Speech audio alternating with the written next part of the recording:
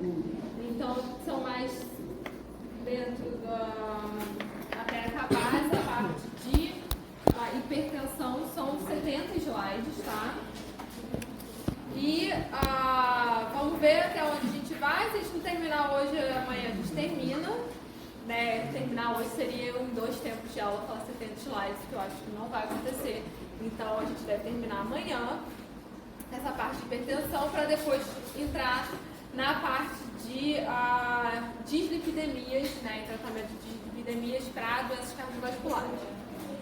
Então tá, e aí depois eu vou mandar esse arquivo para vocês também, que aí deve ser o que a gente vai começar semana que vem, tá bom? Então, a gente vai começar falando, a gente falou dos diuréticos, que é, né, o tema da atividade de hoje, e aí a gente vai falar agora do freio diurético.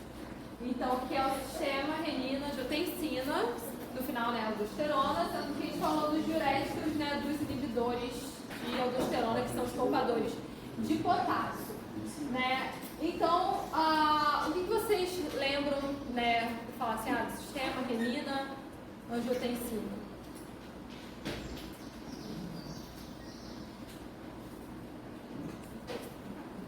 Né, qual é o papel da angiotensina?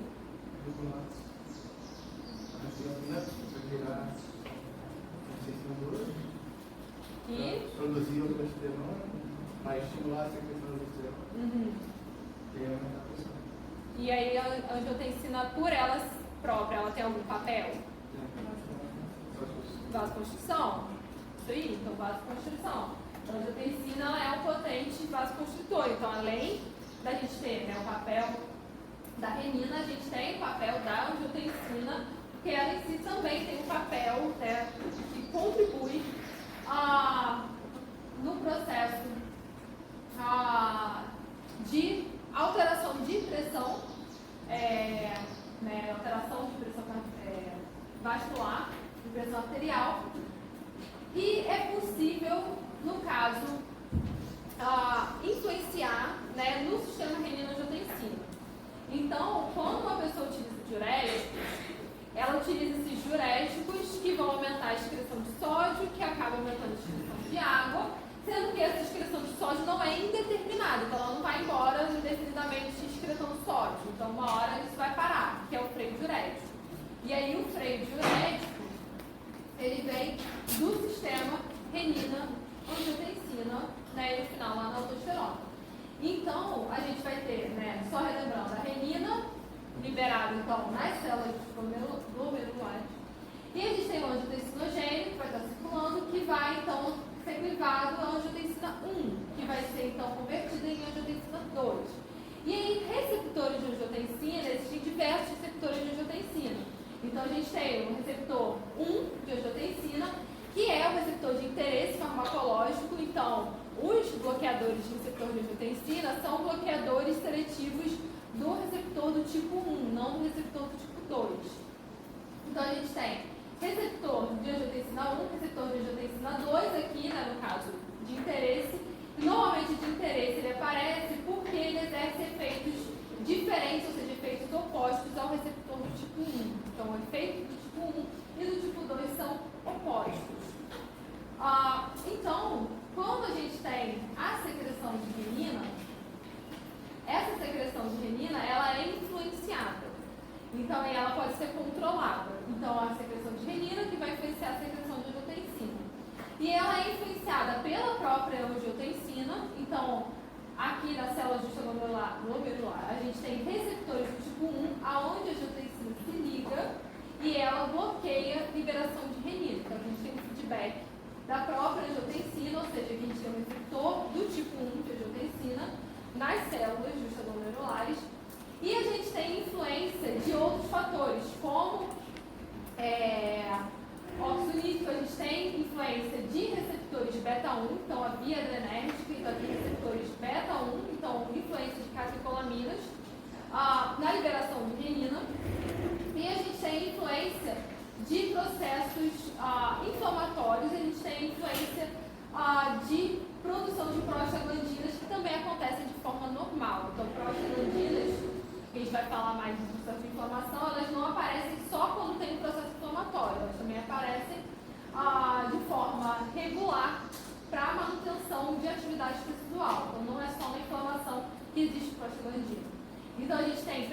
prostaglandinas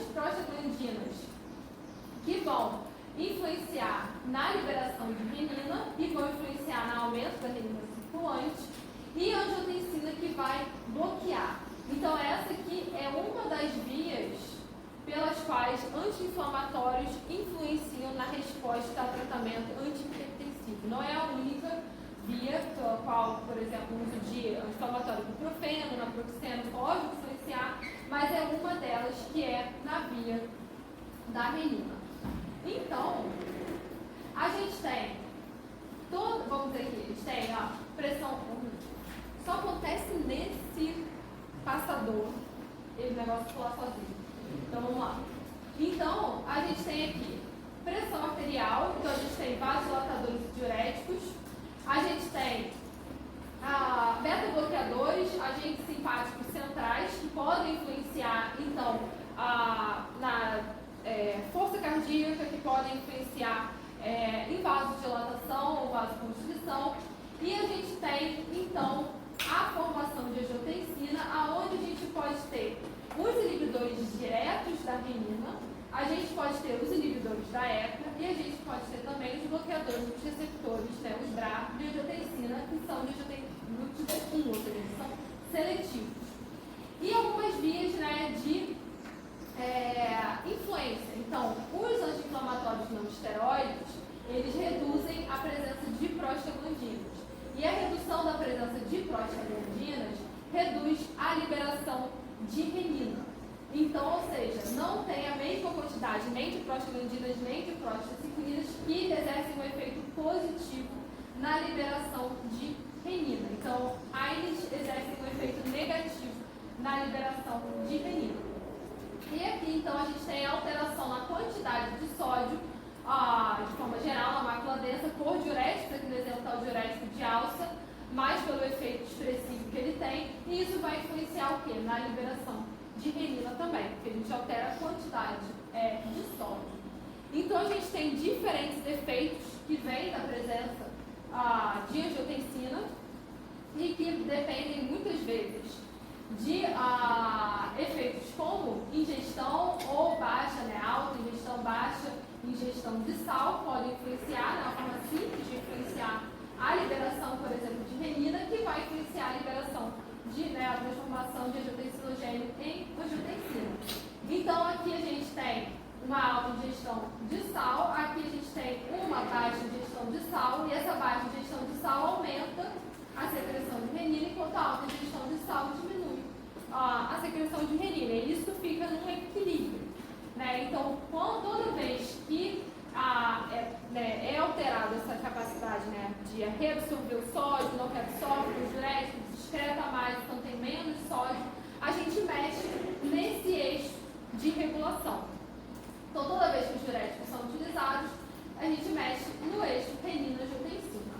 Então, eles também são importantes fármacos e, a longo prazo, vamos dizer, para pessoas que recebem como primeira opção, né, de tratamento de uma monoterapia, elas recebem diuréticos, elas vão acabar recebendo algum tipo de fármaco que vai estar lá no freio diurético, né, no sistema renina-angiotensina. Para algumas pessoas, esses fármacos já vão ser a primeira escolha. Então, eles são a primeira escolha interessante de tratamento, os inibidores da ECA, são bastante utilizados, ou os inibidores, né, os antagonistas, né, dos receptores. Então, os BRA também são uma boa escolha, né, uma primeira escolha de tratamento. A gente vai ver que eles são, por exemplo, uma primeira escolha para pessoas diabéticas. Eles apresentaram em estudos e foi observado que essas pessoas respondem bem a esse tratamento e que ele gera uma proteção renal para pessoas com diabetes. Então, eles tendem a ser primeira escolha medicamentos nesse eixo para pacientes com diabetes do tipo 2. Então, a gente tem a liberação sendo influenciada por sal, a gente tem os diuréticos, quando utilizados, como por exemplo de alça, alterando bastante a quantidade de sódio presente, então diminuindo consideravelmente. A gente tem anti-inflamatórios não esteroides que vão influenciar, diminuindo a liberação de renina, porque diminui a quantidade de prostaglandinas. E a gente tem, então, como mexer nesse eixo com inibidores da ECA e com os BRA, então os bloqueadores beta-bloqueadores e os inibidores diretos da renina. Então, dentro desse eixo também entram agentes que vão acabar influenciando. Então, por quê? Por causa do receptor beta-1. Então, toda vez que tem alguma alteração de sinalização simpática, a gente tem alteração da sinalização de beta-1 também nesse ponto. Então, de qualquer forma, agentes que têm a ação, né, simpática vão acabar alterando a liberação de renina, como a gente viu nessa figura de cá. Então, a gente vai alterar a liberação de renina, cadê aqui? A ativação dos receptores beta, que vai influenciar aqui a liberação de renina. Então, beta-bloqueadores, por exemplo, vão bloquear os receptores beta-1, né, e vão alterar o que? Liberação de renina. Então, quando uma pessoa utiliza, por exemplo, alguns simpaticolíticos como ação central, que a gente vai ver alguns, e beta-bloqueadores, ela não vai estar atuando somente, por exemplo, na diminuição de frequência e força cardíaca. Então, tem outras alterações de receptores beta-1 que também têm consequências no sistema para controle de, por exemplo, reabsorção de sódio e acaba influenciando também no volume e na pressão arterial de forma, vamos dizer, não é sendo a primeira opção, né, que a gente pensa quando a gente pensa em beta-bloqueador. Então, a modulação do sistema renina-angiotensina, ela vai passar por esses pontos. Então, pela renina, pelo bloqueio da enzima e pelo bloqueio do receptor. E o receptor do tipo 1, ele é considerado um receptor que tem um papel forte de vasoconstrição. Já o receptor do tipo 2, ele é um receptor que é marcante por um efeito contrário, por um efeito de vasodilatação. Então, eles têm basicamente efeitos opostos. Então, se aqui a gente tem um efeito de proliferação e hipertrofia cardíaca, aqui a gente tem um efeito antiproliferação. Se aqui a gente tem um efeito que pode levar, por exemplo, à fibrose, aqui é um efeito contrário. Então, o bloqueio de receptores do tipo 1 bloqueia o que a gente espera que sejam efeitos hipertensivos ocasionados pela angiotensina 2. Já os receptores do tipo 2 ficam livres. Então, quer dizer que, nesse caso, você tem o bloqueio dos receptores do tipo 1. Então, você bloqueia esses efeitos, que seriam efeitos associados, né, ao quadro de doença, e você não bloqueia os efeitos relacionados ao receptor do tipo 2, que seriam efeitos protetivos antihipertensivos. Esses efeitos continuam atuando porque o receptor não é bloqueado. Então, a gente vai falar dos inibidores da ECA, dos BRA e dos inibidores diretos da renina. Então, cada um atuando num ponto da via, né, do sistema renina-angiotensina. E aí a gente vai começar com os inibidores da ECA. E aí os inibidores da ECA, só para contexto, da onde, né, eles saíram, né, de qual foi a ideia, eles saíram, na verdade, a partir de veneno. Então, veneno de jararaca da mata, especificamente. Então, o veneno que foi identificado nos anos 60 e foi identificado que esse veneno gerava uma resposta vasodilatadora muito intensa. Então, a partir, na verdade, né, de isolar a substância do veneno e de identificar que essa substância do veneno inativava uma enzima que eles tinham dado um outro nome e que, na verdade, essa enzima que eles tinham dado um outro nome foi identificada como sendo a mesma coisa que a ECA, então, na verdade, elas eram a mesma, levou, né, a desenvolvimento de, vamos dizer, um análogo. Então, o que foi, no caso, o captopril. Então, o captopril foi o primeiro inibidor da ECA, então, foi o primeiro fármaco, que é considerado normalmente um fármaco protótipo, então foi a primeira substância. E essa substância reduziu, né, bastante a pressão arterial e teve efeitos benéficos. Então, o captopril, na verdade, é uma molécula que foi desenvolvida a partir da molécula, né, inibidora da ECA de veneno de cobra. Então, daí que veio o captopril, e a partir do captopril, então, vieram outros inibidores da ECA. Então, todos os inibidores da ECA, então isso fica, né, normalmente sempre simples para toda a classe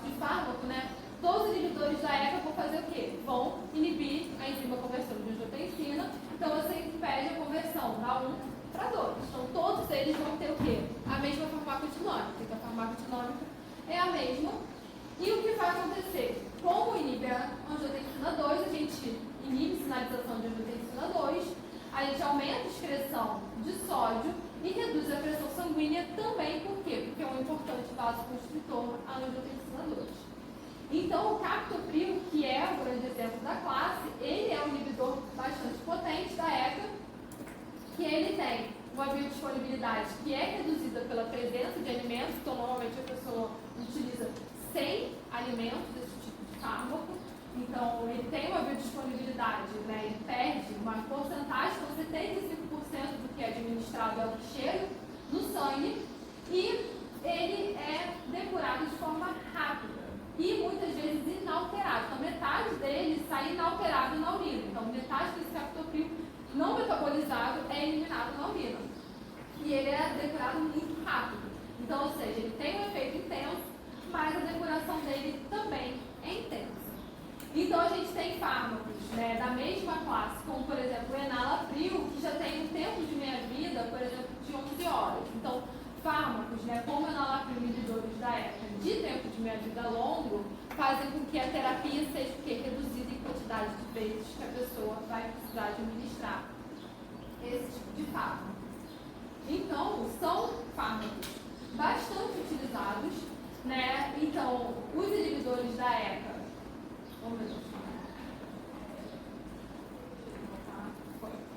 Então, a gente tem, por exemplo, a angiotensina, que vai ficar acumulada. Então, a gente não tem angiotensina 2, mas continua, por exemplo, produzindo angiotensina 1, porque a sinalização de renina não é alterada. O que a gente está alterando é a conversão de uma angiotensina em outra.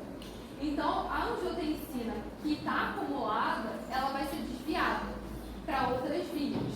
Então, a gente tem outras angiotensinas que são, então, produzidas a partir da angiotensina 1.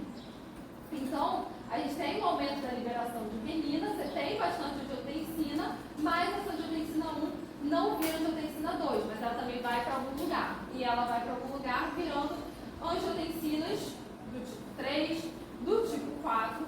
E essa angiotensina do tipo 3, aí eu vou voltar lá naquela figura, do tipo 4,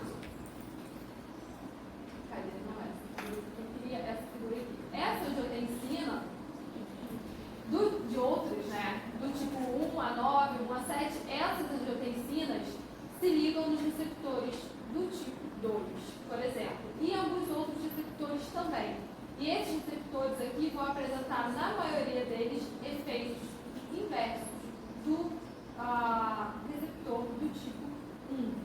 Então, quando se usa um bloqueador desse, da enzima, ainda assim a gente tem outras angiotensinas, e essas outras angiotensinas podem se ligar em outros receptores que vão favorecer efeitos antihipertensivos, né, além da falta da angiotensina 1. Então, no caso, esses fármacos têm, como está aqui, depuração pelos rins, muitas vezes inalterados. Então, eles são complicados, não é complicados, mas a dose deles ela é alterada sempre para quem? Para pessoas com comprometimento renal. E é isso aqui um fator, né, que eu coloquei sempre para vocês quando importante no fármaco, mas ele vai funcionar para todo fármaco que, por exemplo, tem extensa depuração renal. Todo fármaco que vai ter extensa depuração renal, ele vai ser alterado em pessoas que têm qualquer tipo de alteração, né, de doença renal ou de insuficiência renal. E a mesma coisa funciona para qualquer alteração hepática. Então, em todas essas pessoas que têm problema renal, um fármaco que tem intensa eliminação renal vai ter sua dose alterada para pessoas com problemas renais. Isso vai funcionar para todos eles, né, de forma geral, não tem muita restrição. Então, a maior parte deles, e os mais utilizados, tem depuração predominante pelo rim, que parte dele é inalterada, não é metabolizada pelo fígado. Então, é um medicamento bastante utilizado, é um medicamento que tem suas contraindicações, e a contraindicação que a gente vai ver ali mais grave é para mulheres grávidas. Então, o que a gente espera de um inibidor da ECA é que a gente tenha redução na quantidade de sódio, redução de volume, reduz pressão arterial, a gente também tem uma menor vasoconstrição das arteríolas e em pessoas que não têm alterações de função cardíaca, essas pessoas se adaptam bastante ao uso de inibidores da ECA. Então, existe uma pequena alteração de volume durante o início do tratamento, mas depois você tem um equilíbrio de função cardíaca e isso pouco é percebido para pessoas que não têm problemas cardíacos. Então, ele é fácil de ser utilizado em pacientes sem complicações. Mas aí, quais seriam as complicações, né, dos inibidores da ECA? Hipotensão para todos eles, hipotensão. É observado bastante tosse. Então, para muitos deles, a tosse é observada e principalmente porque acumula bradicinina. Então, acumula bradicinina e ela gera o reflexo de tosse. Então, até 20% das pessoas que usam inibidores da ECA apresentam quadros de tosse, podem apresentar hipotensão e para muitos desses medicamentos ela pode ser severa na primeira dose. Então, quando a pessoa inicia o tratamento, como para outros, ela pode ter quadros de hipotensão e para alguns, principalmente, por exemplo, hipotensão ortostática. E para grávidas? Então, muitas vezes, mulheres, vamos dizer, que precisam utilizar inibidores da ECA ou os bloqueadores receptores de angiotensina vamos dizer assim, fase em que essa mulher é fértil, normalmente é aconselhado por segurança que ela utilize o quê? Uma forma contraceptiva junto com o medicamento. Por quê?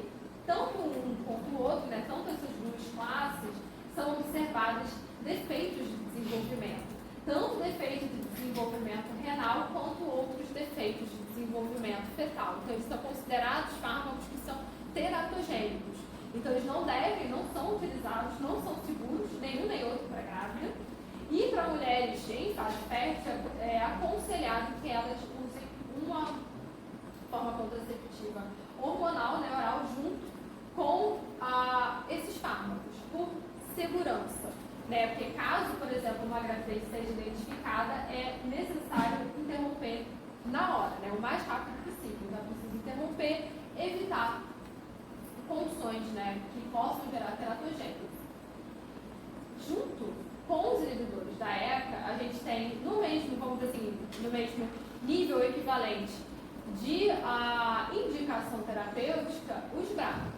Então, o que eles fazem? Inibir, né, os receptores AT1, então os receptores de angiotensina do tipo 1. E como está aqui, a afinidade deles é muito alta, tá? Eles se ligam e é considerado insuperável, então eles têm muita afinidade com os receptores de angiotensina. E por mais, por exemplo, que alguns desses fármacos tenham um tempo de meia-vida curto, por exemplo, eles vão ser eliminados rápidos, mas o efeito terapêutico do fármaco dura muito tempo, porque a ligação dele no receptor ela é muito longa. Então, o efeito terapêutico observado ele é extremamente duradouro, né, dos bloqueadores do receptor. Então, se eles bloqueiam os receptores de angiotensina, a gente tem vários efeitos da angiotensina, diferentes efeitos, e todos eles vão ser bloqueados. Então, a gente tem a alteração de resposta pressora, como está aqui, a alteração de secreção de aldosterona, a alteração, né, de tônus simpático, a alteração de função renal, a alteração de percepção de sede, tudo isso é alterado pela ligação aos receptores de angiotensina do tipo 1. E quais são esses fármacos? Então, são, por exemplo, o candesartano, o losartano ou losartana, também valsartano. Todos eles são fármacos de tratamento de hipertensão, são fármacos de primeira escolha para pacientes com diabetes tipo 1 e normalmente eles podem ser utilizados também para pessoas com insuficiência cardíaca. Então, eles são considerados renoprotetores, tá? Então, eles são eficazes, né, comparável aos inibidores da ECA, que são mais antigos, né, o uso deles é bem estabelecido como está aqui, mas os BRCA são muito bem tolerados. Então, eles são, hoje em dia, bastante utilizados e bastante prescritos. Então, eles podem ser prescritos, por exemplo, como monoterapia. não necessariamente a terapia de hipertensão vai precisar começar com um diurético, não é necessariamente, pode começar com um bloqueador de receptor de angiotensina. Então, ele e os inibidores da ECA não são utilizados nenhum nem outro em grávidas e eles permitem, né, a ativação de receptores AT2. Então, eles são exclusivos de receptores AT1 e não vão interferir na sinalização benéfica, né, antihipertensiva que receptores AT2 têm. Normalmente, o que? Eles não são utilizados juntos, inibidores da ECA e os BRA. Então, o que foi observado é que os BRA são muito eficazes, né, em ativação, bem eficazes, e algumas pessoas da resposta é muito eficiente comparado aos inibidores da ECA, e eles normalmente não são, como a gente viu lá no início, né, da outra aula, eles não são utilizados juntos. Né? Então, normalmente a pessoa ou ela recebe um inibidor da ECA ou ela recebe um bloqueador de receptor de angiotensina. Então, essa não é uma terapia que é feita de forma combinada, né, um com o outro. Então, ou a pessoa vai receber o inibidor da ECA ou a pessoa vai receber o bloqueador de receptor de angiotensina. E para inibir a via da renina no eixo, só existe um fármaco, que é o alisquireno. Então, o alisquireno, ele é um inibidor competitivo da renina. Então, ele é um inibidor direto da renina, ele se liga à renina, né, para inibir, então, angiotensinogênio e angiotensina 1. E ele, normalmente, é utilizado como um aditivo à terapia. Então, ele é utilizado na hipertensão, pode ser utilizado sozinho, mas normalmente em conjunto, tá? E aí, esses fármacos, né, como por exemplo os inibidores da renina, etc., eles são menos utilizados e eles normalmente são utilizados sozinhos quando a pessoa não respondeu às classes que são primeira escolha, porque ele não é primeira escolha comparado aos outros, comparado, por exemplo, ao inibidor da ECA, ao BRA, né, ou às vezes até mesmo um diurético. Então, na maioria das vezes, ele pode ser utilizado sozinho, mas na maioria das vezes é em conjunto, né, com outros antihipertensivos. Então, ele é recomendado para pessoas que são intolerantes. Por que intolerantes? Porque, no final, intolerância a medicamento, qualquer pessoa pode ter intolerância a qualquer medicamento, que a gente pensa como uma alergia, por exemplo. Uma alergia pode acontecer a qualquer substância. Então, ou vamos dizer assim, uma reação adversa raríssima, né, onde 0,001% da população apresenta e aquela pessoa não pode utilizar aquele medicamento. Então, normalmente ele entra em conjunto e ele entra muitas vezes sozinho quando a pessoa é intolerante a outros fármacos que, né, já são melhor estabelecidos para a terapia antihipertensiva. Então, tem alguma reação adversa que é marcante para o alisquireno? Tem. 98% das pessoas apresentam quadros de diarreia quando utilizam esse inibidor da renina. Tá? Então, ele é um fármaco que vai causar desconforto gastrointestinal.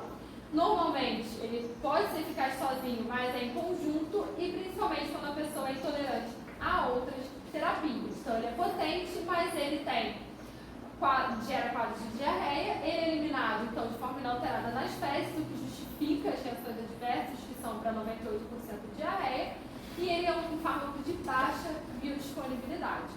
Então, ele é uma opção de terapia, mas ele acaba não sendo primeira opção, podendo ser adicionado, né, no conjunto de terapia antihipertensiva. Então, ele é o único representante que existe no mercado para inibidores, né, diretos, antagonistas de renina. Então, se a gente for olhar o que tem, né, de fármacos disponíveis nas diretrizes brasileiras de terapia para hipertensão. Então, aqui eu trouxe para vocês o quadro, né, com os comentários de recomendação, doses diárias e frequência. Então, se a gente olhar aqui, a gente tem o captopril, que precisa ser administrado de 2 a 3 vezes por dia. Então, porque ele é muito eficiente, se liga com bastante afinidade, mas ele tem um tempo de meia-vida curto. né, se ele não tivesse tanta afinidade assim, ele seria até administrado mais vezes durante o dia, que o efeito terapêutico dele dura mais tempo do que o tempo de meia-vida. Então, a gente tem, no caso, captopril, enalapril, benazenapril, lisinopril, fosinopril, ramipril e peridofil. Então, esses todos são inibidores da ECA que estão disponíveis no mercado. Com certeza, quais são fármacos muito utilizados? Captopril, com certeza ele é muito utilizado, foi o primeiro, ainda é o mais utilizado, o fármaco protótipo. Esses fármacos tendem a ser bastante utilizados, porque eles têm, vamos dizer, um histórico muito conhecido, perfil de segurança conhecido, e o enalapril, já que ele tem um tempo de meia-vida bastante longo. E aqui a gente tem os bloqueadores de angiotensina. Então aqui a gente tem losartana, valsartana, irbesartana, candesartana, dentre os bloqueadores, os BRA, que é bastante prescrito, com certeza é o candesartana. Então a maior parte deles tem uma única administração por dia, então normalmente essa administração desses fármacos é feita no período da manhã, quando a pessoa acorda em jejum, ela administra um antihipertensivo, um inibidor da ECA ou um BRA uma vez ao dia. Então, se a pessoa não responde ao tratamento, o que pode fazer com essa pessoa? Aumentar a dose. Então, por exemplo, a pessoa pode receber 8 miligramas como terapia inicial de candesartana, mas essa terapia ela pode ser aumentada até 32 miligramas de candesartana, antes de adicionar um segundo medicamento para aquela pessoa. E por que isso é importante? Porque, às vezes, aumentando a dose, ela responde ao tratamento, e deixando uma dose mais baixa, às vezes adicionando um medicamento, a pessoa pode ter, vamos dizer assim, restrição. Tem muitas pessoas que têm dificuldade de pensar, que estão tomando vários medicamentos, a pessoa se sente mal ou ela se sente muito doente, tem um efeito psicológico de comportamento de pessoas com hipertensão, e muitas vezes a pessoa pode ter hipertensão e mais algum outro tipo, pode tratar diabetes tipo 2, e aí ela toma medicamentos de diabetes e mais tratamento de hipertensão. Então, uma administração por dia, ela é interessante porque ela ajuda na adesão ao tratamento, adesão à terapia. Então, a candesartana dos BRA é com certeza o mais prescrito, e o alistireno, que é um complemento quando a pessoa não responde a outras terapias combinadas, que são terapias mais usuais. Tranquilo? Sobre esses fármacos aí, tem que saber todos os nomes ou tipo? É bom saber pelo menos os dois, Captopril, enalapril, losartana, candesartana, valsartana.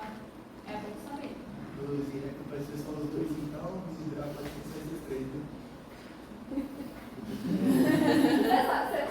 Vocês sabem que vocês vão ter que se acostumar com todos esses nomes, Eu sei que é muita coisa, gente. Eu sei que é muita coisa. Vocês não vão decorar isso tudo, tá?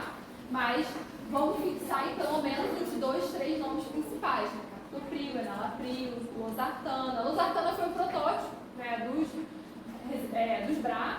Então, mas a candesartana é bastante prescrita hoje em dia. Então, candesartana é uma boa opção para vocês manterem em mente, candesartana e losartana. E no caso aqui só tem o alistireno, não tem muito para onde fugir, só tem um fármaco. Então, infelizmente, são muitos fármacos, eu não tenho como dizer essa lista para vocês. Eu sei que é difícil, então vamos tentar fixar em alguns. Então, captopril, enalapril, losartana, candesartana, pode ser, a gente fixar em pelo menos uns 2 por classe, tá? E aos poucos vocês vão se acostumar com o nome de fármacos, e com os nomes deles. Então, posso dar um exemplo, por exemplo, o candesartana, ele é bastante prescrito hoje em dia. Se a gente for comparar, por exemplo, o valsartana é um fármaco em que a dose mínima dele começa em 80 miligramas e a candesartana começa em 8 miligramas. A gente já pode dizer o que de diferente desses dois aqui? eles são da mesma classe, né? Eles fazem a mesma coisa. Sem falar de tempo de meia-vida, né? Mas qual a diferença entre eles, baixo? Mais potente. Então, você tem a mesma resposta terapêutica, nesse caso, com menos fármaco, sem ter grandes diferenças de reações adversas entre eles. Então, isso nesse caso. Para algumas classes que a gente vai ver, os fármacos de mais potência, eles são mais potentes, mas eles também podem gerar mais efeitos indesejados. Então, nesse caso, a gente não tem muita diferença entre os efeitos indesejados de uma valsartana para uma candesartana. Então, a candesartana acaba sendo interessante porque a dose é menor. Então, a dose é menor e é uma quantidade menor de fármaco que precisa ser metabolizado, que precisa ser eliminado do organismo. Então, é um tratamento mais interessante com uma posologia mais baixa, uma dose menor. Só mais uma coisa. No slide anterior, parece que ele entrou como indutor ou inibidor? Não, inibidor. Inibidor de renina. É um antagonista. Não, na interação medicamentosa que eu estou falando. Da enzima hepática. Ela é. Tá. Ele é inibidor sim. Tá. Que eu botei altera, mas eu não escrevi, eu só coloquei que interage no inibidor sim. Então, posso continuar? Pode? Então, a gente vai falar de agentes simpático-políticos. Esses vocês já conhecem, né? Quais são os agentes simpático-políticos?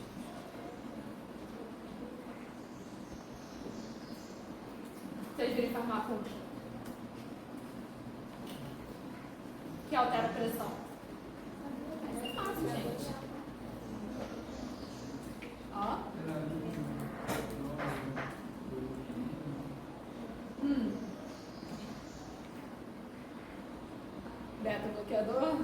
Beta-bloqueador, o que mais?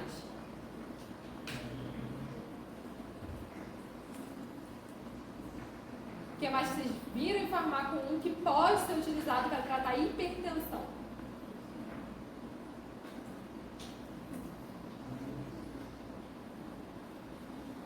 Beta-bloqueador, bloqueador de outro receptor também.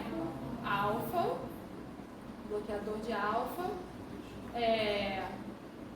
A gente tem dentro deles combinado beta e alfa. E tem também alfa 2. E tem também os de ação, vamos dizer, sem ser ação periférica no receptor, de ação central. Aí esse eu estou puxando lá, puxar muito fundo na memória de vocês. Com certeza. Não? Não, aí de ação central. Vocês falaram em farmaco de metildopa? Então, a gente pode dividir eles de três formas: os beta, bloqueadores, os alfa e os de ação central. Então, eles vão reduzir resistência, vai reduzir débito cardíaco, reduz frequência, reduz força, e isso no final a gente vê como reduz resistência vascular, a gente vê como uma redução da pressão arterial, e isso então envolve o tratamento de hipertensão. Beta-bloqueadores, alfa-bloqueadores e os centrais, eles não são primeira escolha de tratamento. Eles são primeira escolha, como falou lá no início da aula, que eu coloquei aqueles quadros para vocês.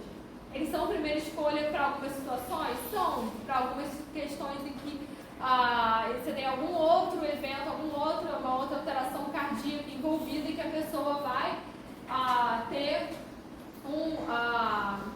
um efeito final benéfico do uso do beta-bloqueador, tanto do ponto de vista cardíaco para alguma outra condição, quanto do ponto de vista da hipertensão arterial. Então, eles são muitas vezes adicionados ao tratamento antes de serem primeira escolha. Então, a gente tem beta-bloqueadores não seletivos, seletivos e os mistos, de beta e alfa, que aí a gente entra aqui no exemplo que é o carvedilol. O carvedilol é o principal exemplo de um beta-bloqueador, mas que também atua em receptores alfa. Então, os beta-bloqueadores não seletivos são vários, né? A gente tem seletivo e não seletivo, né? Propanolol, exemplo mais simples, não seletivo, atenolol, muito mais afinidade por 1 do que por 2, né? Então, eles são bastante utilizados, né, para adicionar para hipertensão na terapia e também a gente vai ver depois, quando a gente falar de angina, aí os beta-bloqueadores aparecem de novo depois da angina. Então, ou seja, vocês veem muitos beta-bloqueadores. Então, aqui a gente tem, né, propanolol, pindolol, aqui a gente vai ter, né, o atenolol, que é, né, sempre dado como exemplo de seletivo, né, metoprolol. E aqui a gente tem o carvedilol, tá? Então, o carvedilol é alfa e beta. E alguns deles, por exemplo, influenciam na produção de óxido nítrico. Então, além do efeito nos receptores beta, a gente tem uma vasodilatação, mas que ela é causada por aumento da quantidade de óxido nítrico local nos vasos, e isso leva à vasodilatação. Então, o que a gente espera é reduzir a pressão, porque, né, se a gente for olhar de forma direta, né, na questão do coração, a gente tem redução de frequência e força cardíaca. E aí a gente tem também, no caso, inibir, então, no caso, inibidores beta, né, a gente pode ter um aumento de resistência periférica, né, por bloquear a frequência e força, e ele vai interferir aonde? Na broncodilatação. Então, isso sempre tem que ser levado em consideração. E todo inibidor beta, né, que é o grande problema dele, pode interferir com a broncodilatação, que é, né, a principal contraindicação para pessoas que têm qualquer tipo de doença pulmonar obstrutiva crônica, qualquer DPOC, ela vai ser afetada pelo uso de um beta-bloqueador. Então, para essas pessoas, os beta-bloqueadores que são seletivos para beta-1 vão ser fármacos muito seguros, ainda assim podendo ter algum tipo de reação, mesmo que seja reduzida, essa reação pode acontecer. Então, os bloqueadores beta, os beta-bloqueadores, vão bloquear beta no coração, que é o básico que a gente espera, que diminui força, contração, diminui débito cardíaco, diminui pressão arterial. E aí a gente tem aqui os beta-bloqueadores lá naquela figura nos rins, que vão influenciar o que? A liberação de renina. Então, eles vão reduzir renina, que reduz a angiotensina, e a angiotensina é o quê? Um vasoconstritor. E aí, reduzindo a angiotensina de forma, né, relacionada com os bloqueadores beta-1, é possível reduzir um pouco também, então, da resistência periférica, já que ela é um potente vasoconstritor. E aí a gente acaba influenciando na aldosterona e influenciando também na reabsorção de sódio e água. Então, ou seja, são fármacos, né, no caso, são fármacos bem interessantes do ponto de vista da hipertensão. Mas eles não são a primeira escolha de tratamento, porque você tem uma alteração de demanda, você tem uma alteração cardíaca no equilíbrio, então na demanda e no suprimento de oxigênio. Então, os beta-bloqueadores vão diminuir frequência e contratividade. Então, eles são muito utilizados em situações como, por exemplo, de angina, onde a gente tem um desequilíbrio de demanda e suprimento de oxigênio para o coração, que é o que gera, no caso, a dor no peito, que é conhecida como angina, né? A angina mais básica conhecida é aquela angina de esforço, que a pessoa, depois de fazer um esforço físico muito intenso, ela fica com uma dor aguda no peito, que é a angina de esforço. E que muitas vezes, né, a longo prazo, ela vem associada, né, acompanhada de algumas alterações cardíacas. Então, a gente vai falar também de bloqueadores de canal de cálcio depois, que vão influenciar na pressão e na demanda. E a gente, né, para equilibrar essa demanda e esse suprimento, precisa então ter um fluxo adequado e uma frequência e força de contração adequada. Então, se a gente altera isso, né, altera a frequência, altera a contratividade, você altera fluxo, altera a pressão dentro dos vasos, você também consegue alterar, né, pré-carga e pós-carga cardíaca. Então, os beta-bloqueadores têm o seu papel em diferentes condições cardíacas, para hipertensão, para outras situações também que a gente vai ver mais para frente. Então, vamos focar aqui na hipertensão. Então, a gente tem os que são considerados, né, beta-bloqueadores não seletivos, que foram os primeiros, né, da primeira geração, foram os primeiros, então, propanolol. A gente tem os bloqueadores seletivos, também podem ser chamados de segunda geração, então aqui está metoprolol, atenolol,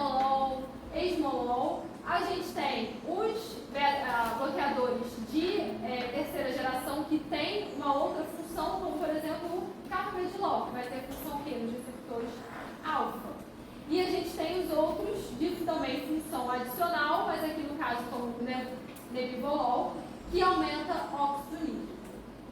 Então, dentro dos beta-bloqueadores, ela é uma classe extensa de fármacos. Dentre essa classe extensa de fármacos, vão ter alguns, mais uma vez, né, que são mais prescritos. Então, a gente tem quinolol, propanolol, o atenolol, o metoprolol, a gente tem o carvedilol, que é bastante utilizado também, principalmente pela função mista. Então, são fármacos de, vamos dizer, informação bastante conhecida, biodisponibilidade, tempo de meia-vida, todas as características desses fármacos são conhecidas. Então, por exemplo, no caso do carvedilol, ele é um fármaco que tem excelente absorção, 90% dele é absorvido, e ele tem mais ou menos de 7 a 10 horas de tempo de meia-vida. Então, ele é um fármaco bem efetivo. Então, ele é um beta-bloqueador, também atua nos receptores alfa, tem um tempo de meia-vida longo. E é, vamos dizer, uma das versões mais modernas, né, de beta-bloqueadores disponíveis. Então, dentre esses fármacos, eles vão variar principalmente o quê? Se ele se liga só no 1, se ele se liga no beta 2, se ele vai se ligar no alfa 1 também. Alguns deles são agonistas parciais, alguns deles não são agonistas totais. Se eles são agonistas parciais, o efeito deles, eles geram um efeito de bloqueio de receptor beta, mas não tão eficaz contra os fármacos que geram um bloqueio, né, mais eficaz. Então, que seriam antagonistas, né, de bloqueador. Então, a gente tem o efeito antihipertensivo e o efeito que muitas vezes não é desejado, que é o beta 2.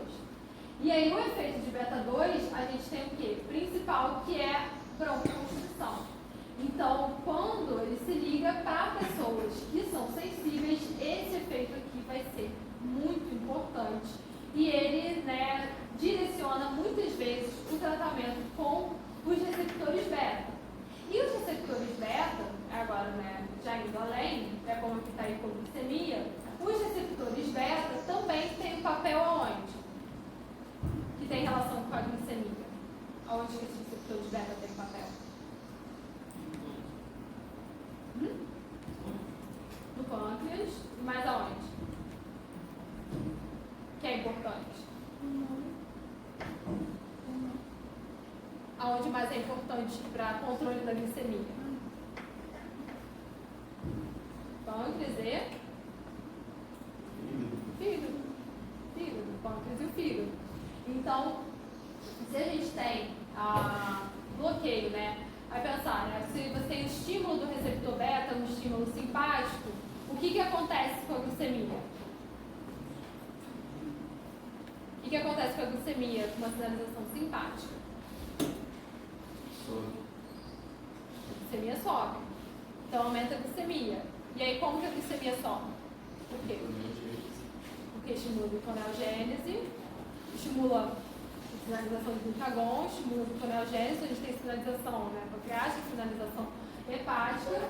E aí um beta-bloqueador vai fazer o quê? Vai fazer, né, não vai deixar acontecer, né, na verdade. A gente pensar no antagonista, ele não vai deixar acontecer.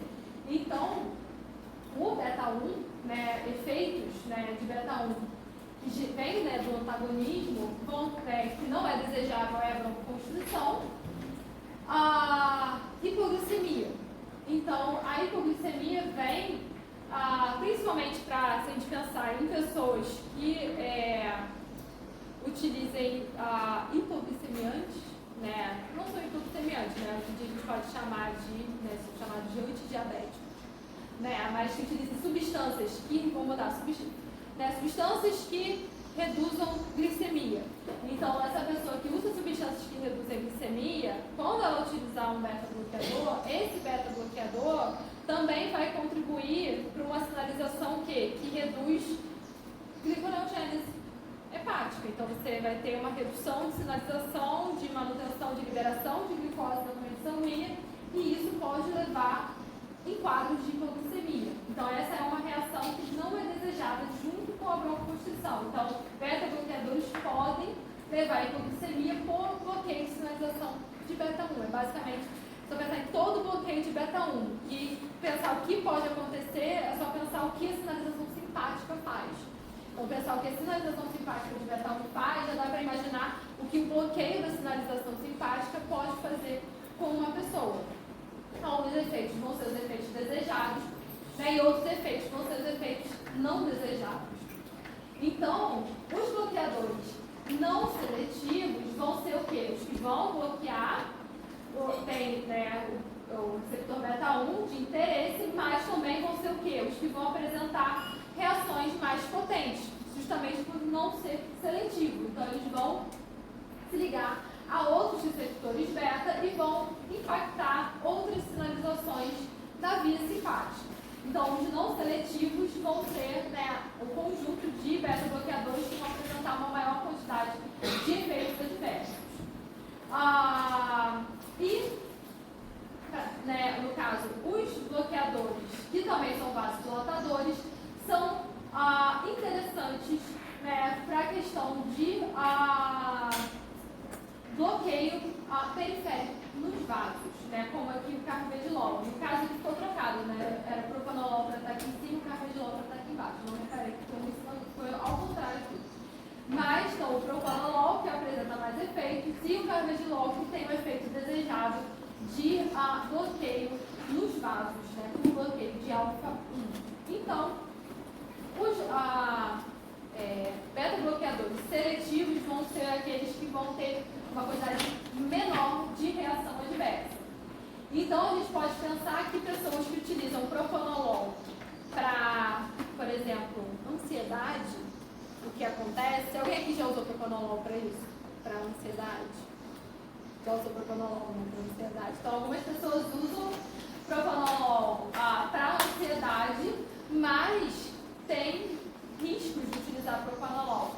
Principalmente porque muitas vezes as pessoas usam esse tipo de medicamento sem saber exatamente, né, qual é o efeito. O propanolol é o mais utilizado, ele não é seletivo e a pessoa tem risco, por exemplo, de apresentar uma hipoglicemia, a pessoa tem risco de apresentar um episódio de broncoconstrição, principalmente se for uma pessoa que tem um quadro asmático, por exemplo. Então, o uso, né, vamos dizer, sem cuidado, muitas vezes fora de uma proposta mais objetiva do fármaco, pode levar a efeitos não desejados. Então, esses beta-bloqueadores vão reduzir, então a gente espera, né, reduzir o débito cardíaco, e por reflexo, tá, tem um aumento da resistência periférica. Mas essa resistência periférica não se mantém, tá? Ela volta a um estado normal depois de algumas doses do medicamento. Então, é um efeito reflexo do início do medicamento, mas que não se mantém a longo prazo, tá? Então, acontece o aumento da resistência e depois não se mantém. Então, a ideia principal é reduzir resistência periférica, principalmente, né, para os combinados beta e alfa, e reduzir débito cardíaco. Então, reduzir frequência, força cardíaca, para gerar redução da pressão. Então, alguns medicamentos, como por exemplo o pindolol, ele tem uma atividade que é agonista parcial. E ele é agonista parcial para os receptores no sistema angiotensina. Então, esse fármaco, ele não é utilizado em situação de hipertensão, ele não é a melhor opção, porque ele tem um efeito diferenciado dos outros beta-bloqueadores, tá? Então, atualmente, ele ainda... Por que eu coloquei ele aqui? Porque ele tem um problema, esse problema dele alterar a resistência periférica. Então, ele é um fármaco recomendado para hipertensão.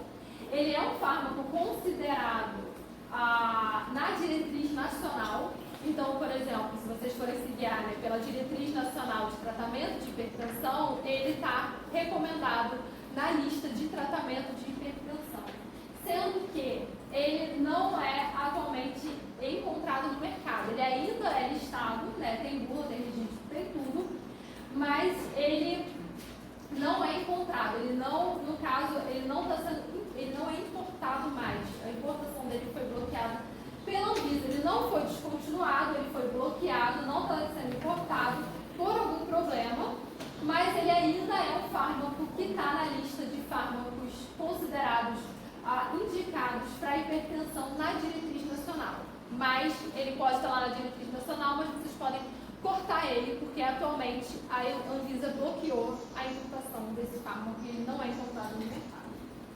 E isso acontece para alguns fármacos, tá? Então, ele está na lista, ele existe, mas ele não é encontrado no mercado nacional por algum problema de produção e a Anvisa bloqueia a importação desse medicamento. Então, para utilizar beta-bloqueadores para o tratamento de hipertensão, só em situações de indicação específica. Então, que indicação específica é nesse caso?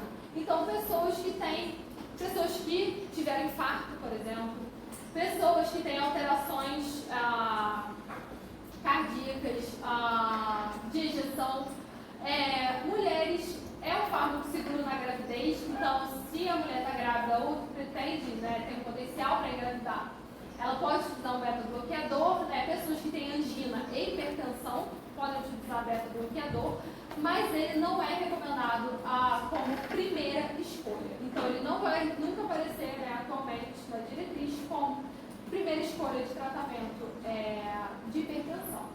Então, em que situações ele pode aparecer? Em outras situações cardíacas, angina, pacientes que têm, por exemplo, prolapso de válvula, ou síndrome de pânico, por exemplo, e alguns tipos de cefaleia, como por exemplo, como fala?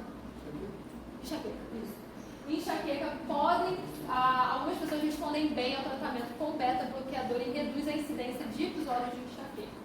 Então ele pode ser utilizado. Nesse caso, normalmente é utilizado o propanolol, tá? Então, deixa eu botar na frente. Tá aqui.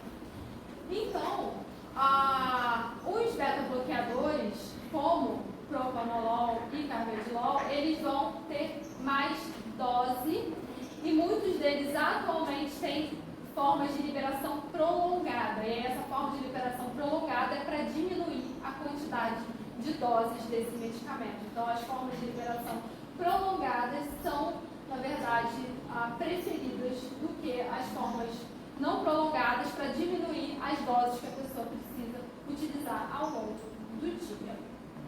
Então, aqui são informações de tempo de meia-vida para algum deles, que é bem longo, mas a maior parte deles não é tão longo assim.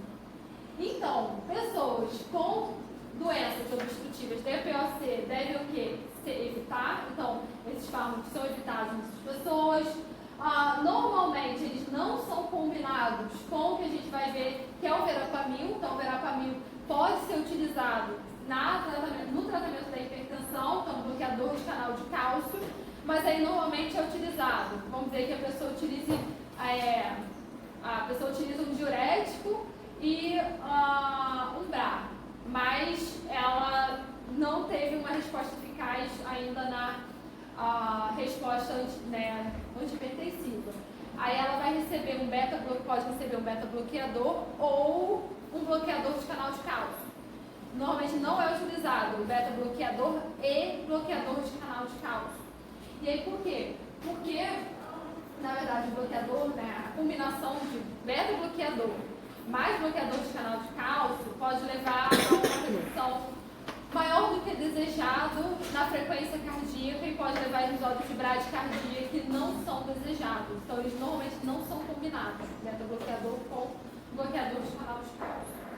Então, não são combinados com bloqueador de canal de cálcio. Os bloqueadores de canal de cálcio podem gerar, então, como a gente falou, da hipoglicemia. Então, isso vai ser importante para quem? Para diabéticos.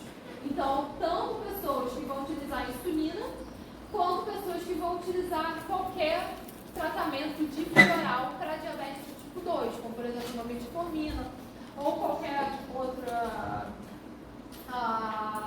que pode ser uma glufosina, qualquer outro medicamento, seja um medicamento que o objetivo seja reduzir glicemia. Então, esses pacientes são os que terão maior chance de um quadro de hipoglicemia usando beta-bloqueadores, né? E o que pode acontecer se a pessoa interromper de repente o tratamento com beta-bloqueador? Então, de repente, a pessoa resolve parar de tomar. Ela de repente parou, não quer mais tomar, parou de tomar. Então, essa pessoa que de repente para de tomar, então uma interrupção do nada, súbita, ela pode levar a um quadro hipertensivo. Então, ela pode levar a um quadro que é curto, não é um quadro tão grande, mas é um quadro exacerbado, né, de sinalização, no caso simpático, e essa sinalização simpática vai gerar uma hipertensão de rebote. Então, pessoas que utilizam beta-bloqueadores não podem interromper esse medicamento do nada. Então, elas não têm interrupção abrupta. Então, a interrupção é gradual. Então, gradualmente é retirado o medicamento até ele ser retirado completamente, o que pode levar até 2 semanas de redução gradual do tratamento.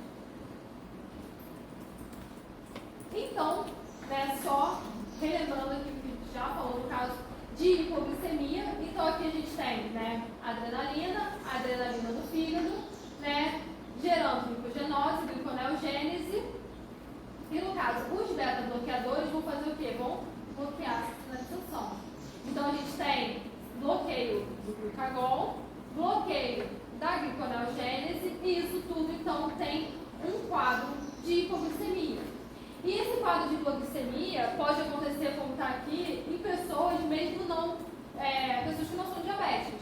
Então, pessoas, por exemplo, que realizam exercício físico de forma intensa, podem sofrer quadros de hipoglicemia se elas utilizarem beta-bloqueadores, porque também vão ser pessoas que dependem bastante de um quadro de gliconeogênese para manutenção de glicose, né, dos níveis de glicose sanguíneos. Então, beta-bloqueadores têm risco de hipoglicemia. Então, só ficou repetindo o quadro. Deixa eu ver, aqui eu combinei. Aqui está a BRA junto com os beta-bloqueadores não seletivos e os beta-bloqueadores seletivos. Então, a gente tem, né, o carvedilol, o nevovilol, que aumenta o óxido nítrico, atenolol e aqui o propanolol, que é um fármaco extremamente utilizado para tratamento, né, como beta-bloqueador. Então, a propanolol e dos seletivos, o atenolol é um dos mais utilizados, né, atenolol e metoprolol. Aqui, como eu comentei com vocês, está na recomendação o pindolol, sendo que ele não é encontrado atualmente no mercado. Então, ele continua na diretriz nacional, mas você não encontra esse tipo de substância para prescrição. Então, eles são efetivos, né, como para qualquer um, dose única. Geralmente, eles vão ser administrados junto com diuréticos, não são a primeira escolha da hipertensão, sendo, né, exceto nos casos de outras alterações cardiovasculares. Então, eles normalmente vão ser combinados com diurético para o tratamento antihipertensivo. Então, diurético e, às vezes, um diurético e um inibidor da ECA, um diurético e um BRA, e depois um beta-bloqueador. Então, ele vem depois de outros. Mas, para pacientes que infartaram, né, infarto agudo do miocárdio, cardiopatia, né, isquemia, né, angina, insuficiência cardíaca, eles podem se beneficiar bastante de um tratamento inicial de hipertensão com beta-bloqueadores. Mas, tirando essas condições, todo o resto de pessoas com hipertensão básica não vai se beneficiar desse tratamento como primeira escolha, né, o que foi observado em literatura até agora. Alguma pergunta, gente, de beta-bloqueador? Sim, não, não? Então, a gente tem os bloqueadores alfa. E aí, bloqueadores alfa, o que a gente tem para hipertensão? O que é atualmente encontrado? A doxazosina. Então, doxazosina é disponível para tratamento de hipertensão. Então, ele é normalmente associado Então, a maior parte desses medicamentos todos que a gente está falando agora, eles são utilizados associados a um diurético, associados a um inibidor da ECA, a um BRAF. Então, todos eles vêm depois, né? Então, esses são bloqueadores alfa-1 seletivos. Então, a prazosina também teve importação suspensa pela Anvisa, está na lista, não tem para vender. Daxazosina é o único bloqueador alfa que está disponível. Então, esse só tem um para vocês decorarem o nome, daxazosina, tá? Então, daxazosina é o bloqueador alfa que está no mercado. E aí ele vai fazer o quê? Ele vai bloquear receptor alfa. Então, receptor alfa 1, então o objetivo dele é diminuir a resistência periférica vascular. Então, reduzir sinalização simpática, né, nos vasos. Então, o que vai acontecer é reduzir a resistência, e reduzindo a resistência, a gente tem um efeito de redução da pressão combinado com o outro. Então, só ele sozinho, o efeito é suave, vamos dizer. Combinado com outros, gera um efeito melhor no tratamento de hipertensão. Então, essa vasodilatação, ela é persistente durante a terapia. Então, não tem a resistência à sinalização, né, por exemplo, a administração de daxazosina, mas tem uma boa redução de resistência periférica vascular. E essa redução, ela é bem percebida no início do tratamento. Porque no início do tratamento a pessoa sente bastante, porque é comum no início a pessoa apresentar uma taquicardia pela redução da resistência periférica e é comum a pessoa ter hipotensão postural. Então é muito comum no início do tratamento a pessoa ter intensas, né, crises de hipotensão postural. Principalmente na primeira dose, a hipotensão é bem marcante. E às vezes, quando introduz um bloqueador alfa-1, começa com uma dose reduzida e aumenta a dose dele devagar para reduzir esse efeito de hipotensão postural que acontece no início do tratamento. Depois, aos poucos, a pessoa se torna mais resistente a esse efeito de hipotensão e ele não é tão intenso ou tão presente assim. Então, eles vão ser usados em associação, dificilmente sozinhos. Monoterapia é muito leve a redução de pressão arterial. Então, associados a diuréticos, a inibidores de ECA, a BRA, a beta-bloqueadores, eles então vão intensificar a terapia antihipertensiva. Então, esses fármacos vão, né, no caso do alfa-1, né, bloqueador alfa-1, também pode ser útil para algumas pessoas com hiperplasia prostática. Mas para hiperplasia prostática benigna, existe tratamento específico, que não necessariamente precisa ser a daxazosina, né? Mas pessoas que têm hiperplasia prostática vão ter um efeito benéfico, né, nos sintomas, né, urinários e favorecer, né, na verdade, que essa pessoa tenha um processo urinário facilitado com bloqueadores alfa-1. Então, sem monoterapia, associados, daxazosina não é utilizada sozinha. Na primeira dose, sempre tem hipotensão, dentro, né, como está aqui no 30 a 90 minutos, então começa com uma dose mais baixa e aumenta aos poucos a dose de daxazosina, e esse efeito, né, pelo menos 50% das pessoas já, né, percebe essa hipotensão ortostática, que é bem intensa, na verdade, no início do tratamento, com bloqueadores alfa-1. Então, o que a gente tem é a daxazosina, a prazosina não tem, está na lista, mas não tem, tá? E é utilizado, então, para terapia combinada. A dose é menor no início, aumentada ao longo do tratamento para reduzir a hipotensão ortostática, e pessoas com hipertrofia de próstata se beneficiam da adição de um alfa-bloqueador no tratamento da hipertensão. E aí, combinando, né, o beta que a gente falou com o alfa, aí a gente fala de novo do carvedilol. Então, o carvedilol, ele vai ser um e o outro, né? Beta-bloqueador, beta-1, beta-2, não é seletivo, alfa-1 também. E ele é uma terapia combinada, sendo que ele tem bem mais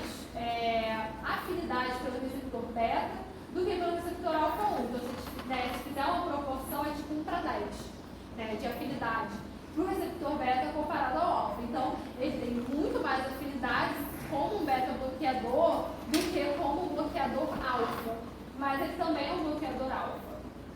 Então, ele é um fármaco bem eficaz, ele é um fármaco que se liga fortemente ao receptor, então ele se liga muito forte, ele tem uma afinidade muito alta com o receptor beta, então ele se liga muito forte, isso quer dizer que ele se dissocia muito lentamente. Então ele tem uma constância de dissociação que faz com que a dissociação dele seja o quê? Lenta. E aí ele dura o quê? Bastante tempo.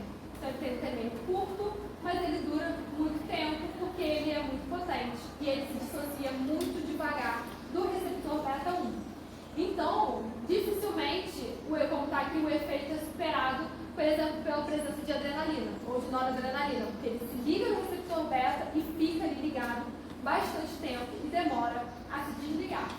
Então, pacientes que têm, por exemplo, algum outro tipo de problema arterial, têm como preferência receber carvedilol, já que ele é um beta e alfa bloqueador. Então, ele pode ser chamado, como está aqui, de uma terapia combinada de alfa e beta. Então, para isso, tem o carvedilol. Tranquilo, gente? É até que horas, gente? 2h50, né? Então, a gente tem os simpáticos de injeção central. E aí, a gente volta no metildopa e na clonidina. Vocês se lembram o que a metildopa faz? Você lembra como metildopa? Não, qual é o objetivo de utilizar metildopa? Ele é de ação central. Ação central. Não estou falando só dos receptores, estou falando de ação central. O que a metildopa faz? O que acontece com ela? Vocês lembram? Estou tentando só puxar da memória de vocês. Não precisa olhar com essa cara de desespero, não. O que a gente aprendeu foi que quanto à hipertensão gestacional. Gente, hipertensão gestacional, seguro para gestação. É bom você lembrar que seguro para gestação tá ótimo, já é muito bom. Ó? Não vai ter um efeito, mas o que acontece com a metildopa? O que ela é? Ela gera um produto. Ó? Ela gera um falso neurotransmissor. Vocês lembram disso? Não lembram disso? Não lembram disso? Aqui dá alfa-metildopa. Aí ela é metildopa por causa desse metil. Aqui é dopa, aí aqui é metildopa. Né? E ele é considerado um pró-fármaco. Então, é utilizado para hipertensão na gravidez porque é seguro, né? Então, a maior parte das coisas da gravidez não tem segurança, é mais recomendado, no caso ela tem registro de segurança, então é recomendado para tratamento na gravidez. Só que o que acontece com a metildopa? Ela gera um falso neurotransmissor. Ela é metildopa e... cadê a figura? Aqui. Ela é metildopa, então aqui a gente tem tirosina, dopa, dopamina, noradrenalina. Aí aqui a gente tem a metildopa. Só que a metildopa, ela vai gerar uma metilnoradrenalina, que não é uma noradrenalina, é um falso neurotransmissor. Então, o que, no caso, o neurônio vai liberar é metilnoradrenalina e não noradrenalina. É só isso que acontece. Então, na verdade, o que acontece com a metildopa é entregar vamos dizer assim, um material de síntese falso. Então, ele entra na mesma via, então ele entra aqui na mesma via para produzir noradrenalina, mas no final produz um falso neurotransmissor, que é a metilnoradrenalina. Então, a metilnoradrenalina, a norepinefrina, ela vai ser o quê? Armazenada da mesma forma que a noradrenalina é armazenada, e ela vai ser liberada quando tiver sinalização da mesma forma que a noradrenalina é liberada, só que ela não gera a mesma sinalização, que ela é um neurotransmissor falso. Então, aparentemente, o que ela faz, né, então sabe-se que ela é um neurotransmissor falso, mas a partir daí, o que se tem de descrição da farmacodinâmica é que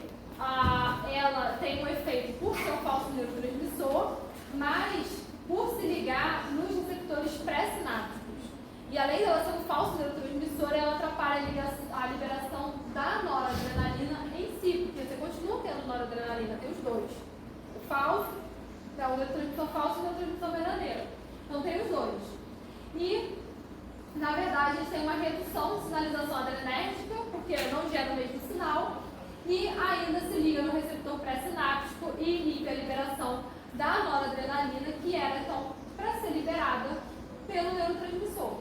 E aí, no final, isso gera, né, uma redução de estímulo cardíaco, gera uma redução de vasoconstrição, e no final você tem uma redução da pressão arterial como um todo. Você tem menor sinalização para a força cardíaca, para a frequência cardíaca, para os vasos, e aí diminui a pressão.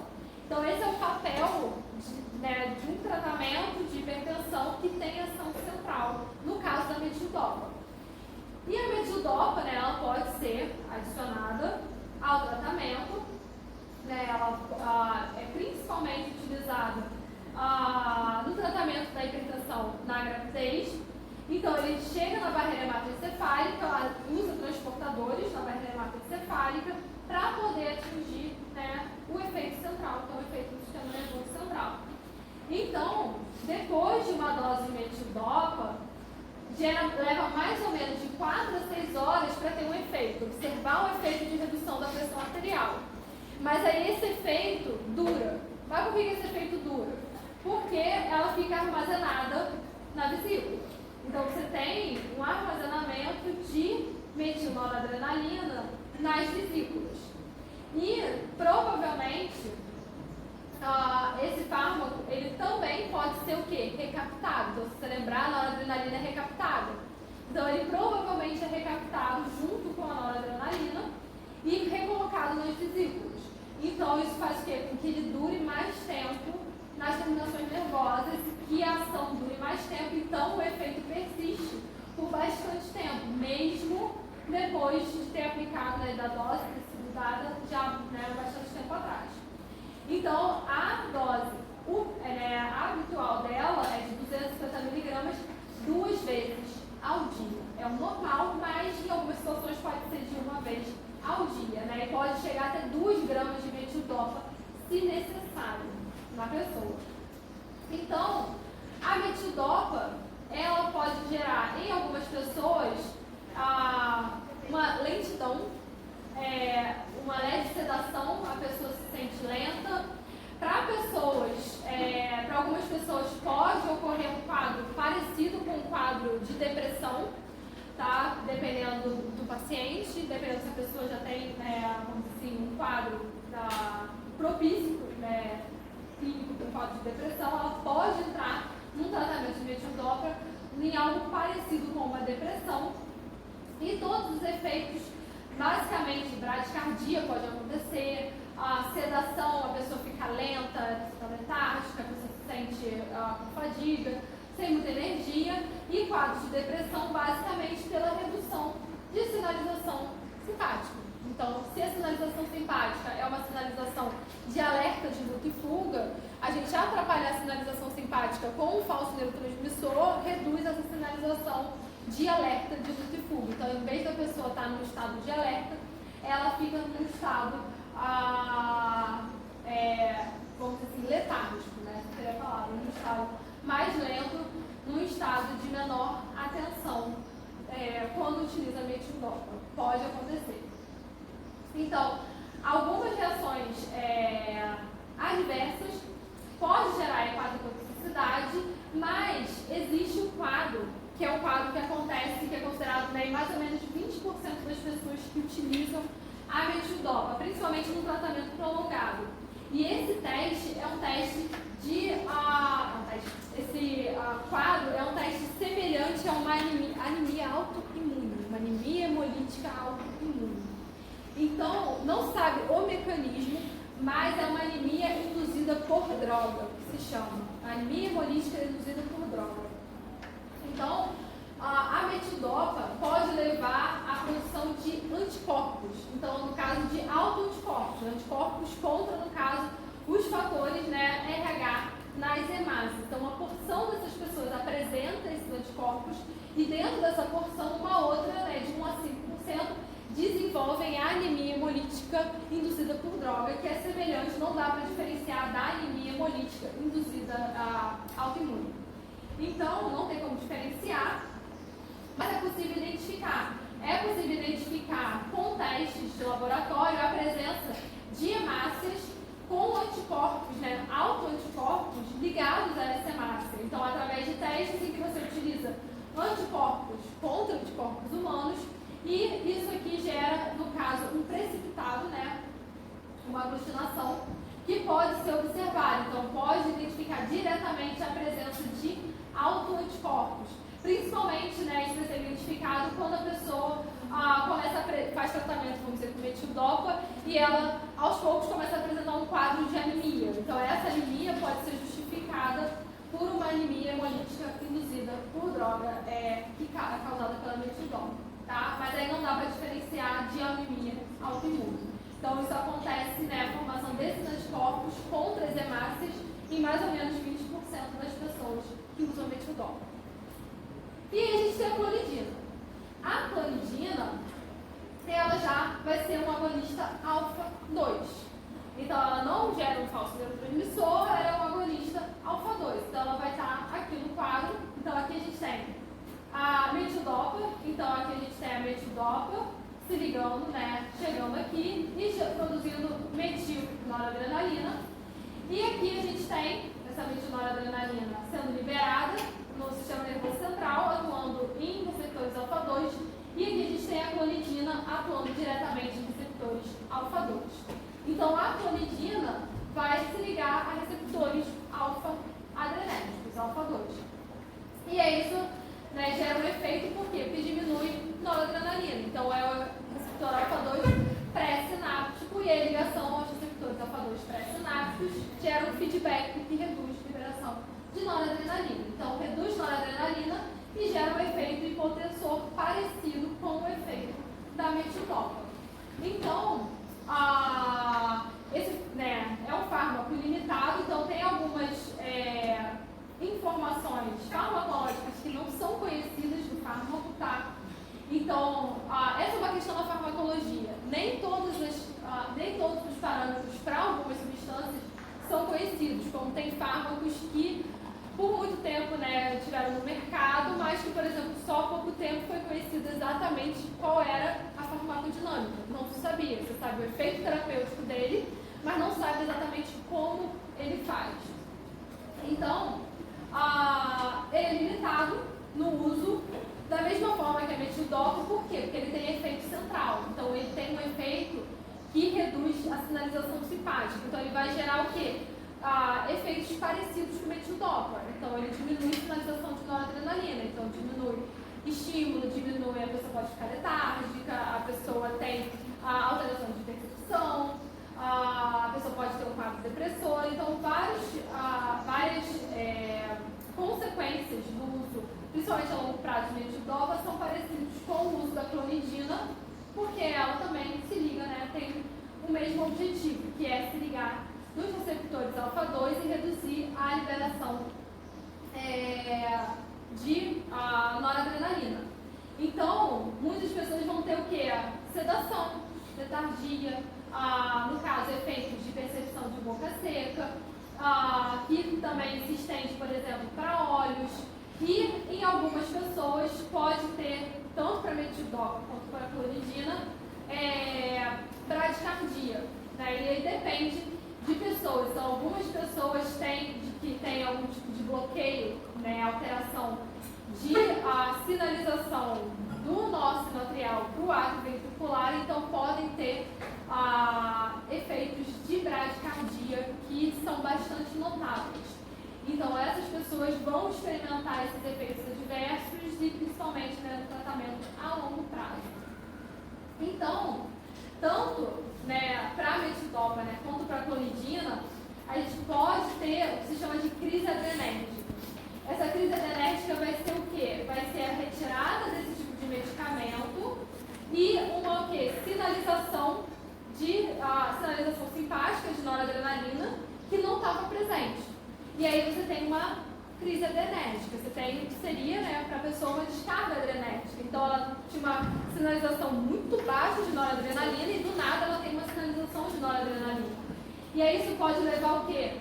cefaleia, leva a um estado de agitação muito grande, que a pessoa pode ter tremores, a pessoa pode ter uma agitação em que ela fica nervosa, tem um comportamento apreensivo com tudo que está em volta, muito agitada, né, com taquicardia, transpiração, dor abdominal também observado na crise adrenérgica, que é basicamente uma crise de abstinência, é uma abstinência de noradrenalina, tá?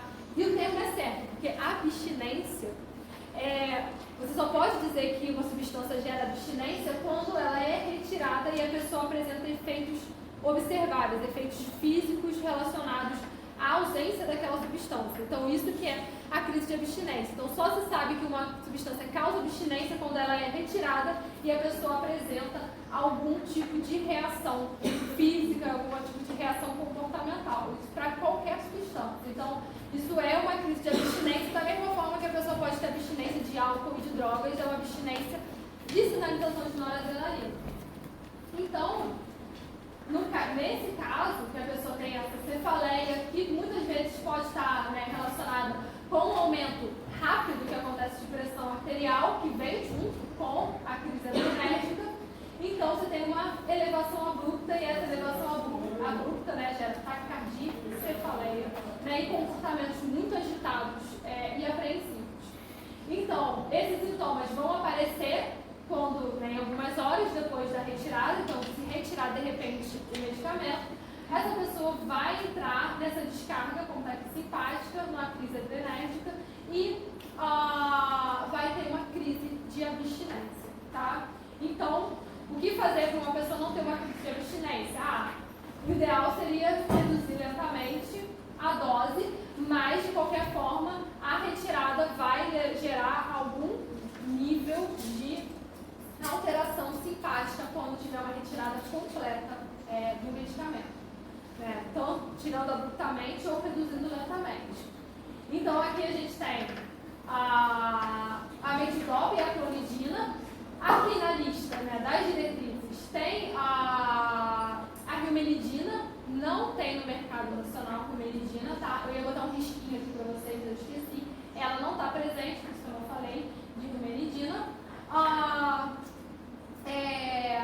Mas tanto a metildopa quanto a clonidina podem ser administradas durante a gravidez. A metildopa é considerada bem segura. A clonidina pode ser administrada. Por exemplo, a metildopa não funcionou.